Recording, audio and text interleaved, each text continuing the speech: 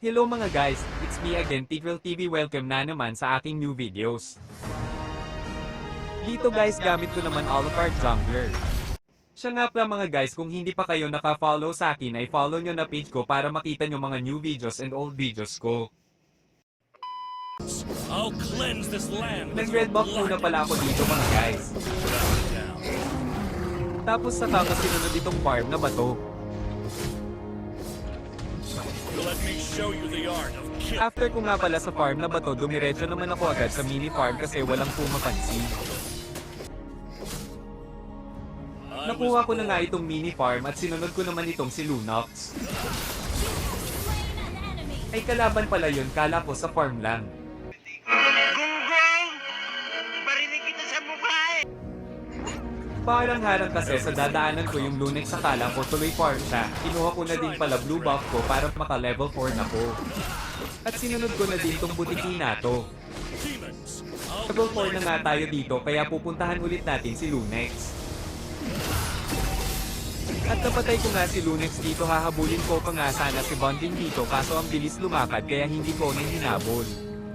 At nag-focus na lang nga ako dito sa mga farm ko sakto lumabas sa red buff ko kaya kinuha ko na. At dito guys kukunin ko lang sana turtle. Kasi nag-respawn na.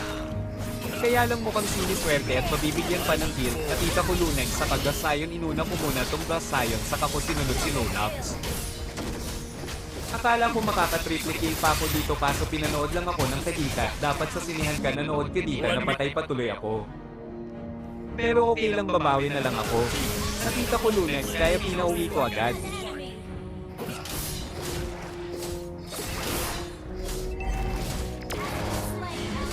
After ko nga pala kunin blue buff ko, kukunin ko sana turtle pero nandito si Gasayon, uwi ka muna sa base nyo, bukas ka na mag-turtle. Kaya pala matapang si Gasayon kasi nandito pala si Bonding at nahope ako pero kunin ko muna turtle saka ko kayo papatayin. Let me show you the art. At matagumpay ko muna nakuha ang turtle. Napatay nga ng sirena si Bonding at nakuha ko naman ang kill. After ko nga pala mapatay si Lunox, nag-clear lang ako sa mid. Everything. Tapos nakita ko may blue buff yung Gasayon dito kaya nag-invade ako sa kasamaang palad. May retry siya kaya nakuha niya ang buff pero napatay ko naman siya.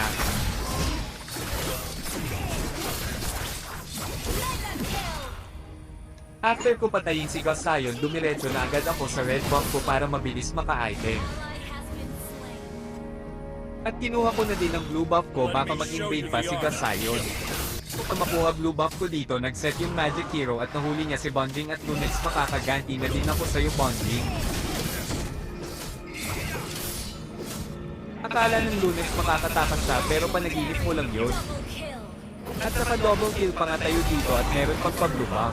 At wait, may gusto pang humabol umuwi ng base kaya pinagbigyan ko na sige uwi ka na sa base nyo. Dito guys sasamahan tayo ng Magic Arrow na kuhanin ng turtle kaya pinagbigyan ko na. Kinuha ko na din tong red buff ko. Kukunin ko sana itong mini farm kaso nag-change plan ako, bigla ako nag-trade kay Gasayon kaya siya nalang pinatay ko, bukas ka na mag-farm lobby. Sabi yung Magic Arrow na to, iniwan na lang ako basta, nayatap tuloy ako. Minsan sablay din tong Magic Arrow na to. Pero okay lang, bawi na lang ako. Naka-maniac nga pala ang lodi nyo dito, panoorin nyo guys kung paano ako naka-maniac dito. Sige Terisla, takbo hanggang may lupa. Why are you running? Why are you... Takbo Terisla, yatap ka sa akin pag nahul kita, kaso gusto pa i-KS ni Aldo pero hindi ako papayag. Nice.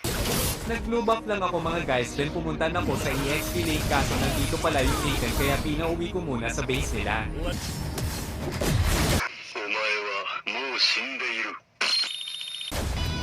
Dito guys, another maniac na naman tayo, hindi talaga nila mapigilan si Alucard kapag nagwawala na, parang damo lang na pinagtatabas ni Alucard.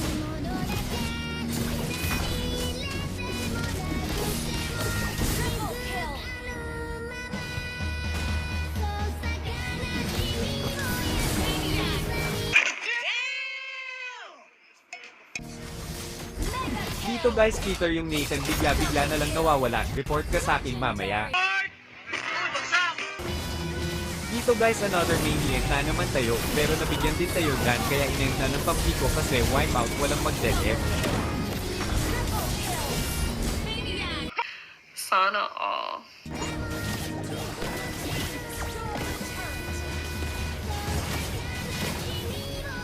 At dito na natatapos ang pagwawala ni Olapart. Maraming salamat mga idol. Bago pala matapos ang video ko, mag-shoutout muna tayo. Shoutout pala sa inyo mga loli. Sana patuloy nyo parent supportahan mga small content creator na katulad ko. Salamat mga idol, love you all.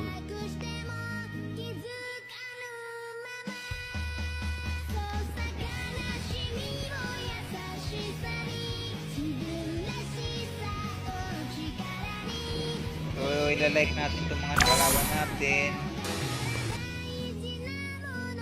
Mahirap man sa umpisa, ngunit kailangan mong sipagan. Balang araw magbubunga rin ang iyong pinaghirapan. Kung minsan nakalisod ka sa iyong nilalakaran, madapa ka man sa buhay, pangarap mo